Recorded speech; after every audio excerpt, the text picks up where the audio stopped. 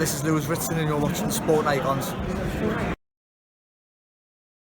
Now, as many of you guys know, Ritson lives just down the road from me here in Newcastle, and he's one of my favourite fighters at the minute. Now, originally, he was meant to be fighting at the Copper Box on March the 23rd against Andy Townend, where he would be defending his £135 British title.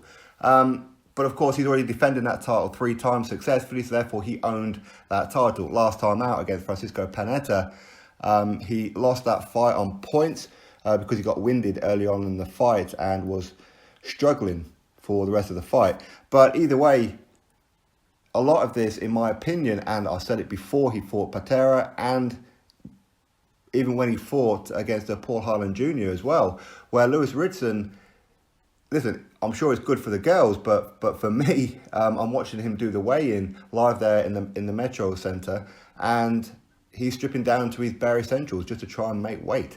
And the writing's been on the wall for quite some time that he struggles to make weight, so it was only a matter of time before he moved to 140, and that's exactly what he's done. And he will be taking on a Argentinian fighter with the name of German Argentino Benitez, and this would be for the WBA Intercontinental title. As I said, but he's still going to be fighting at the Copper Box on March 23rd on the Charlie Edwards undercard. Very, very good card. I'm very excited about this card, which I'll do a review on a little bit closer to the time. So either way, he's moving to £140, so he's vacated that title now, which is great news. As I said, it wasn't always good watching him really boil down to £135, and how he done it, I would never know.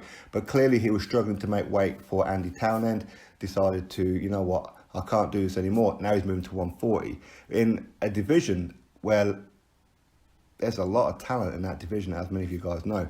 Anyway, this is what Ritson said, and I'll put the article in the description box, and it's via Sky Sports, Ritson's statement. Now is the right time to move up to £140. I probably should have moved up in weight a while ago, but I was determined to test myself on the European scene, which is why I carried on. There's no excuses from me, though, about the last fight. I watched the Patera fight back once, and I won't be doing so again. It was a terrible performance, and some of the mistakes I made on the night are inexcusable, but you live and learn. My coach Neil Fannon said if I don't get him out of there in the first half of the fight, then it will be a hard night's work. But I went in there with a mentality of just blasting him away early, like I'd done to the previous couple of opponents, which was wrong. It's opened my eyes, and I've been working on my all-round game since. You'll see a different Ritson with the extra £5 to play with. The power will be more telling. We will be surprised boiling down to make £135. I was getting good kids out of there in that fashion. But that shows I have natural power, which will only show with this extra weight. To be fighting for the WBA Intercontinental title opened some doors right away with the win. I didn't want to be fighting a 6 or 8 rounder just to feel into the new weight, or fighting a Commonwealth or British level. That's no disrespect to the lads up at this weight, but I've got the British title on my dad's mantelpiece, so I don't really want to be going over old ground.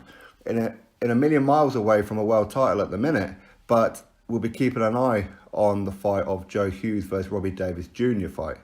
The European title is something I failed to win, so I'll be open to fighting for it down the line if it made sense for all parties.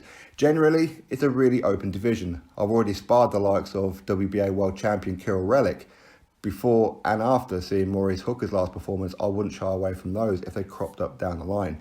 A couple of wins and I could be in the frame, which sets me up for a really exciting year. So that is Ritson's statement. So he's moving up to £140. As I said, I was concerned about him making 135 for at least the last couple of fights. As I said, for me, any fighter who has to strip down to the bare essentials to make weight, and you're still not making weight, and then you've got to go spend an hour sitting in a sauna or doing some extreme exercise to try and boil down that extra few ounces or a pound or so, whatever it may be, is not good, okay? And while a fighter should always have to lose weight, because for me, if you make it too easy, then you're clearly at the wrong weight. But because he was struggling, it's the right decision to make. And the £140 division is a very, very exciting division. For me, listen, he could probably go in there against Adrian Broner and beat Adrian Broner. Listen, Adrian Broner is he turned into a gatekeeper now, so why not? And him talking about Kirill Relic as well, that's a very, very good fight down the line if that was to happen. That's for sure. Maurice Hooker, arguably the £140 best fighter at the minute. Again, I mean, you could probably argue, that's for sure, but Lewis Ritson at 140, I think we're going to see a bit extra strength in this one, a bit more power. But as he said against Patera, he did rush in and he did go in there straight away trying to get the win. And even when he got winded, he kept coming forward. At that point, what he should have done was taken a round or two off, as in get on the bike, if you like, and get over it. Because he kept coming forward, Patera seen what he'd done, and he kept going back to the body again. So he was never quite getting over it. But it's a learning excuse. That's all it is. It's a learning curve, I should say. So against this Argentinian guy, he's got, what, 21 wins, and I think it's 3 defeats. I've never been stopped once. But hopefully Lewis doesn't go in there to blast him out. Listen, if the opportunity pops up, then go for it. What you're not going to do with Lewis Ritson is win in a trade-off. And Patera knew that. That's why Patera was on his bike for most of the fight, but he was doing enough just to nick the rounds. He really was. So Lewis Ritson would have learned from that, and I'm sure his dad and coach, Dave, would have seen that fight multiple times. I know Lewis says he's only ever seen it once himself, but he knows the mistakes. In fact, he knew straight after the fight, he knew exactly what he'd done. Okay, and listen, all fighters don't like body shots. It's just how it is.